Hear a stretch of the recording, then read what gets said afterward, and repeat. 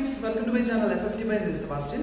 ഇന്ന് നമ്മൾ special video ആയിട്ടാണ് വന്നിരിക്കുന്നത്. ഒരുപാട് പേർ റിക്വസ്റ്റ് ചെയ്ത വീഡിയോ ആണ്. അതായത് നമുക്ക് എങ്ങനെ ഡ്രീം 11 കളിച്ച് വിൻ ചെയ്യാം. അപ്പം എൻ്റെ ഒരു എളിയ അനുഭവത്തിൽ നിന്ന് ഒരു 5 ടിപ്സുമായിട്ടാണ് ഞാൻ വന്നിരിക്കുന്നത്. അത് നിങ്ങൾക്ക് എല്ലാവർക്കും തീർച്ചയായിട്ടും ഉപകാരപ്പെടും. അപ്പം നമുക്ക് വീഡിയോയിലേക്ക് പോകാം. ടിപ്പ് നമ്പർ 1, നമ്മൾ പ്ലെയിനറിനെ ചൂസ് ചെയ്യുന്നതിന് മുമ്പായിട്ട് ഏറ്റവും ഇമ്പോർട്ടൻ്റ് ആയിട്ട് ചെക്ക് ചെയ്യേണ്ട ഒരു കാര്യമാണ് കളി നടക്കുന്ന ഗ്രൗണ്ടിൻ്റെ പിച്ചിൻ്റെ ഒരു സ്വഭാവം. അതിനായിട്ട് നിങ്ങൾക്ക് ക്രിക്ബസ് എന്ന് പറഞ്ഞ ആപ്ലിക്കേഷൻ്റെയോ വെബ്സൈറ്റിൻ്റെയോ സഹായം തേടാം. ഞാൻ സാധാരണ ക്രിക്ബസ് ആണ് റെഫർ ചെയ്യാറ്. ക്രിക്ബസിൽ ഇതുവരെ നടന്ന മാച്ചസിൻ്റെ എല്ലാ ഷെഡ്യൂളും റിസൾട്ടും കൊടുത്തിട്ടുണ്ടാകും. ഇപ്പോൾ ഫോർ എക്സാമ്പിൾ ഇപ്പോൾ നടക്കുന്ന IPL-ൻ്റെ കേസിൽ നിങ്ങളൊരു കാര്യം ചെയ്യുക. ഇന്നിപ്പം കളി നടക്കാനിരിക്കുന്ന ഗ്രൗണ്ടിൽ നടന്ന ലാസ്റ്റ് 5 മാച്ചസിൻ്റെ റിപ്പോർട്ട് നിങ്ങൾ എടുക്കാം. അതിൽ നിങ്ങൾ മെയിനായിട്ട് ചെയ്യേണ്ട ഒരു കാര്യം, ഈ 5 മാച്ചസിലും ആവറേജ് സ്കോർ എത്രയാണ് ആ പിച്ചിൽ നേടിയിട്ടുള്ളത് നിങ്ങൾ നോക്കാം. അതിൽ ഒരു 150+ ആണ് ലാസ്റ്റ് 5 മാച്ചസിൽ ആവറേജ് സ്കോർ എന്നുണ്ടെങ്കിൽ നിങ്ങൾ എന്ത് ചെയ്യുക, നിങ്ങളുടെ പ്ലേയിങ് 11-ൽ കൂടുതലും ബാറ്റ്മാൻമാരെ ഉൾപ്പെടുത്തുക. അതിലും കൂടുതൽ ഓപ്പണിംഗ് ബാറ്റ്മാൻമാരെ ഉൾപ്പെടുത്താനായിട്ട് ശ്രമിക്കുക. കാരണം ഇപ്പോൾ ഒരു 5th-ഓ 6th-ഓ പൊസിഷനിൽ ബാറ്റിംഗ് ചെയ്യുന്ന ഒരാളെ സംബന്ധിച്ച് ചിലപ്പോൾ അവർക്ക് ബാറ്റിംഗ് ചാൻസസ് കിട്ടണമെന്ന് നിർബന്ധമില്ല. കാരണം നല്ല ബാറ്റിംഗ് പിച്ച് ആണെന്നുണ്ടെങ്കിൽ കിട്ടുന്ന നിർബന്ധമില്ല, അത് കാരണമാണ്. നേരെ മറിച്ച് ഈ ലാസ്റ്റ് 5 മാച്ചസിൽ നിങ്ങൾ വേറെ കാര്യങ്ങളോട് ചെക്ക് ചെയ്യുക. ഇതിൽ ടോട്ടൽ 2 ടീമിൻ്റെയും കൂടി എത്ര വിക്കറ്റ് വീണിട്ടുണ്ട്, അല്ലെങ്കിൽ 150 താഴെ എത്രയാണ് ആവറേജ് സ്കോർ, 150 താഴെയാണ് വന്നിട്ടുള്ളത് എങ്കിൽ നിങ്ങൾ എന്ത് ചെയ്യുക, നിങ്ങളുടെ പ്ലേയിങ് 11-ൽ കൂടുതലും ബൗളേഴ്സിനെ ഉൾപ്പെടുത്തുക. കാരണം നല്ല എക്കോണമി റേറ്റുള്ള ബൗളേഴ്സിനെ ചൂസ് ചെയ്ത് സെലക്ട് ചെയ്യുക. അപ്പം ഈ പറഞ്ഞ പിച്ചിൻ്റെ സ്വഭാവം അനുസരിച്ച് നമ്മൾ എന്ത് ചെയ്യുക, പ്ലേയിങ് 11-ൽ ബാറ്റ്മാനെയും ബൗളേഴ്സിനെ ഉൾപ്പെടുത്താൻ ശ്രമിക്കുക. ഇതാണ് നമ്മൾ ആദ്യമായിട്ട് ചെയ്യേണ്ട ഒരു കാര്യം.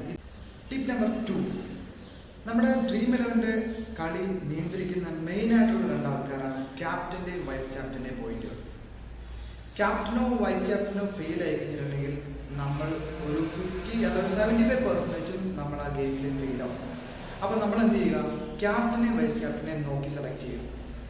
അതിൽ ഇപ്പം നമ്മൾ ആവറേജ് സ്കോർ ഞാൻ മുമ്പ് പറഞ്ഞിരുന്നു 150+. അതായത് ബാറ്റിംഗ് പിച്ചുകൾ നമ്മൾ കൂടുതലായിട്ട് എന്ത് ചെയ്യുക, ബാറ്റ്മാൻമാരെ തന്നെ ക്യാപ്റ്റനും വൈസ് ക്യാപ്റ്റനായിട്ട് നമ്മൾ ചൂസ് ചെയ്യുക.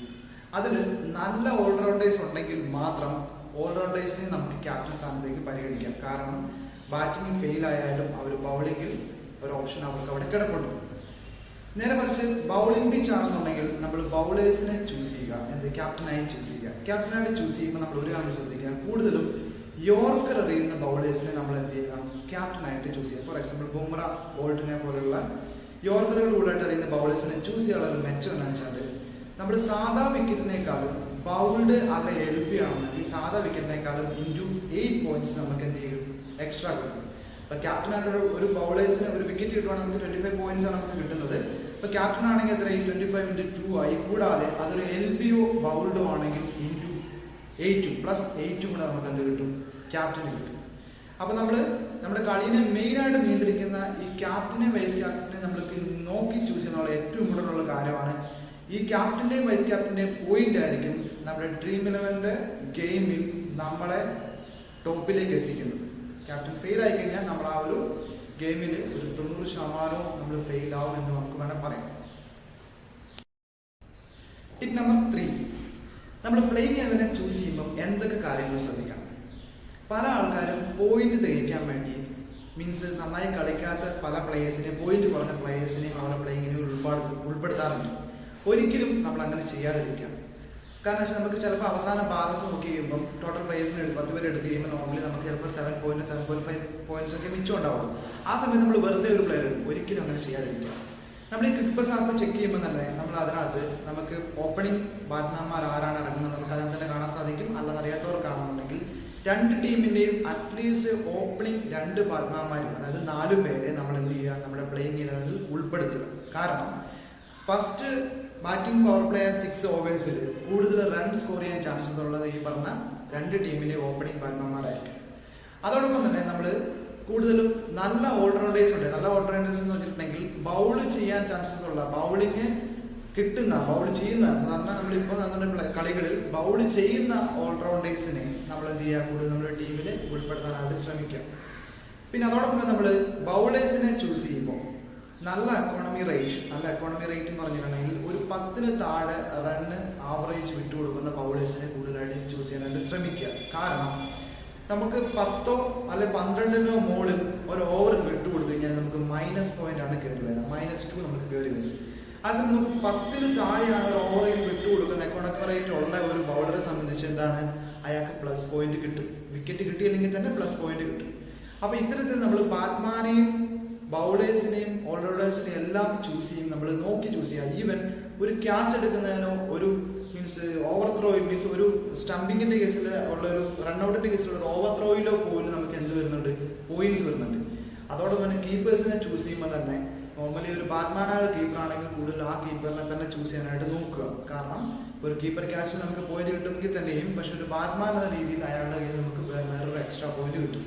അപ്പൊ ഇതിനകത്തുള്ള ഓരോ ഗെയിമിന്റെ ഓരോ ഘട്ടങ്ങളിലും അതൊരു ക്യാച്ചിലാവട്ടെ, ഒരു റൺഔട്ട് ആവട്ടെ, ഒരു ഓവർ ത്രോ ആവട്ടെ, അല്ലെങ്കിൽ നോർമലി മീൻസ് റൺ ഇടുന്നതാവട്ടെ, വിക്കറ്റ് ഇടുന്നതാവട്ടെ, എന്തിലും എല്ലാവരുടെയും കോൺട്രിബ്യൂഷൻ ഇതിനകത്ത് പോയിന്റ് കയറുന്നുണ്ട്. അപ്പൊ നമ്മൾ നന്നായിട്ട് തന്നെ കാൽക്കുലേറ്റ് ചെയ്ത് ടീം 11 നമ്മൾ സമയമെടുത്ത് നമ്മൾ എന്ത് ചെയ്യുക, ഒരു തട്ടിക്കൂട്ടി ഒരു ടീമിലിടാതെ സമയമെടുത്ത് നമ്മൾ ഇവരുടെ ക്രിപ്പേഴ്സ് അല്ലെങ്കിൽ അതുപോലുള്ള ആപ്പുകൾ വെച്ച് നമ്മൾ പരിശോധിച്ച് സമയമെടുത്ത് ടീം 11 ചൂസ് ചെയ്യുക എന്നുള്ളതാണ് ഇതിനകത്ത് ഇമ്പോർട്ടൻ്റ് ആയിട്ടുള്ള മറ്റൊരു കാര്യം.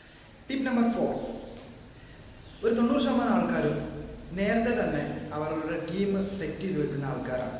പക്ഷേ കളി തുടങ്ങുന്നതിന് തൊട്ട് മുമ്പ് നിങ്ങളുടെ ടീമിന്റെ ലൈനപ്പ് ചെക്ക് ചെയ്യാനായിട്ട് വിട്ടുപോകും. കാരണം നിങ്ങൾ ചിലപ്പോൾ പരിക്ക് മൂലമോ അല്ലെങ്കിൽ മറ്റു പല കാരണങ്ങളോ മൂലവും നിങ്ങളുടെ പ്ലേയിങ്ങിനെ ഉൾപ്പെടുത്തിയുള്ള ആൾക്കാർ ചിലപ്പം അന്ന് കളിച്ചെന്ന് വരില്ല.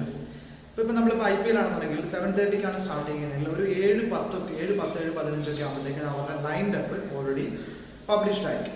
അപ്പം നിങ്ങളുടെ ടീമിന് ചെക്ക് ചെയ്യുക, നിങ്ങളുടെ ടീമിലിട്ട ഏതെങ്കിലും പ്ലേയേഴ്സ് ഏതെങ്കിലും സാഹചര്യത്താൽ അന്ന് കളിക്കാതിരുന്നിട്ടുണ്ടോ എന്ന് ചെക്ക് ചെയ്യുക. കാരണം പല ആൾക്കാർക്കും പറ്റുന്ന അബദ്ധമാണ്, നേരത്തെ ടീം ഇട്ട് വെക്കും, ലൈനപ്പ് ചെക്ക് ചെയ്യില്ല, ചിലപ്പോൾ പരിക്ക് മൂലോ അല്ലെങ്കിൽ കോഡ് മൂലോ എന്തെങ്കിലും കാരണവശാലും ചിലപ്പം അതിനകത്ത് മെയിൻ ഒരു പ്ലെയർ കളിക്കുന്നുണ്ടാവില്ല. തീർച്ചയായിട്ടും ആ ഒരു ഇഷ്യൂ നിങ്ങളെ ആ ഒരു ഗെയിമിന്റെ തോൽവിയിലേക്ക് നയിക്കും. അത് കാരണം ടീം ലൈനപ്പ് കളിക്ക് തൊട്ടു മുമ്പായിട്ട് ചെക്ക് ചെയ്യുക എന്നുള്ളത് ഏറ്റവും ഇമ്പോർട്ടൻ്റ് ഒരു കാര്യമാണ്. അത് നിങ്ങൾ കൃത്യമായി ചെക്ക് ചെയ്ത് ഉറപ്പുവരുത്തുക. Tip number 5, last and final tip number 5, എന്ത് ടൈപ്പ് കോൺടെസ്റ്റിൽ അതായത് എന്ത് ടൈപ്പ് ഗെയിമിൽ നിങ്ങൾ ആടാകണം. നോർമലി എൻ്റെ ഒരു എക്സ്പീരിയൻസ് വെച്ചിട്ട് നമുക്ക് കൂടുതലും ക്യാഷ് കിട്ടാനുള്ള ചാൻസസ് കൂടുതൽ 2 അല്ലെങ്കിൽ മാക്സിമം 5 മെമ്പേഴ്സ് അടങ്ങുന്ന ഒരു ടീമിൽ നിങ്ങൾ അംഗമാകാനാണ് നിങ്ങൾക്ക് വിൻ ചെയ്യാനും ക്യാഷ് കിട്ടാനുള്ള ചാൻസസും കൂടുതലുള്ളത്. അതായത് പല സ്റ്റാർട്ടിങ്ങിൽ ഒരു 400 പ്രൈസ് വരുന്ന 200 നമ്മൾ എമൗണ്ട് ഇട്ട് കഴിഞ്ഞാൽ 400 പ്രൈസ് വരുന്ന 2 പേരുടെ ഗെയിമുണ്ട്. ഇല്ല ഒരു 800 സംതിങ് വന്നു കഴിഞ്ഞിട്ടുണ്ടെങ്കിൽ 1500 കിട്ടുന്ന വേറൊരു ഗെയിമുണ്ട്. ഇനി നോർമലി 1700 സംതിങ് ആണ് 3000 കിട്ടുന്ന ഗെയിമുണ്ട്. 5000 ഇട്ട് കഴിഞ്ഞാൽ 2000 കിട്ടുന്ന, അങ്ങനെ 2 പേരുടെ ഗെയിമുകൾ കൂടുതലായിട്ടുണ്ട്. അതുകൂടാതെ തന്നെ 5 പേര് അടങ്ങുന്ന ഗെയിമുകളും ഉണ്ട്.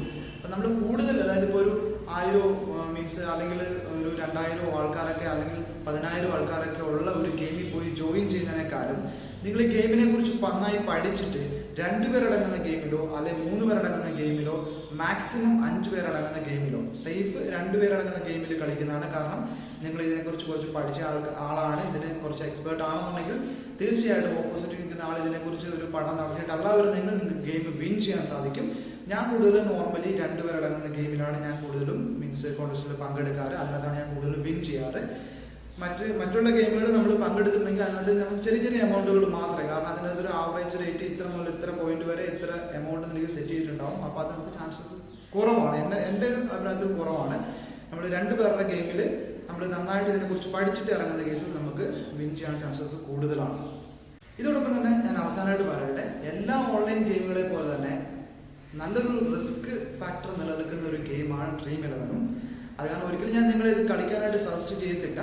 പ്രത്യേകിച്ച് കുട്ടികളൊക്കെ ഇതിനകത്ത് എമൗണ്ട് ഇൻവെസ്റ്റ് ചെയ്ത് കളിക്കാതെ ഇരിക്കുക. കാരണം നമ്മൾ ഒരു ഗെയിം നമ്മൾ തോറ്റു കഴിഞ്ഞാൽ, ഒരു ഗെയിം നമുക്ക് പൈസ പോയി കഴിഞ്ഞാൽ മുതിർന്നവരാണെങ്കിൽ തന്നെയും അടുത്ത ഗെയിമിൽ നമുക്ക് പിടിക്കണമെന്ന രീതിയിൽ കൂടുതൽ എമൗണ്ട് ഇതിലേക്ക് ഇൻവെസ്റ്റ് ചെയ്യാതിരിക്കുക. കാരണം ഇത് വലിയ എമൗണ്ടിൻ്റെ കളികളൊക്കെ ഉണ്ട്, 10,000 50,000 ആ ഒരു റേഞ്ചിലേക്കുള്ള വലിയ എമൗണ്ടിൻ്റെ ഗെയിമുകളൊക്കെ ഉണ്ട്. അപ്പോൾ നമ്മൾ ഒരു കളി നഷ്ടപ്പെടുമ്പോൾ അല്ല 2 കളി നഷ്ടപ്പെടുമ്പോൾ അത് 2 തിരിച്ചു പിടിക്കാനായിട്ട് നമ്മൾ അടുത്ത ഗെയിമിലേക്ക് ഇൻവെസ്റ്റ് ചെയ്യുമ്പോഴത്തേക്കും നമ്മുടെ കയ്യിൽ നിന്ന് കൂടുതൽ എമൗണ്ട് ലോസ് ആയിക്കൊണ്ടിരിക്കും.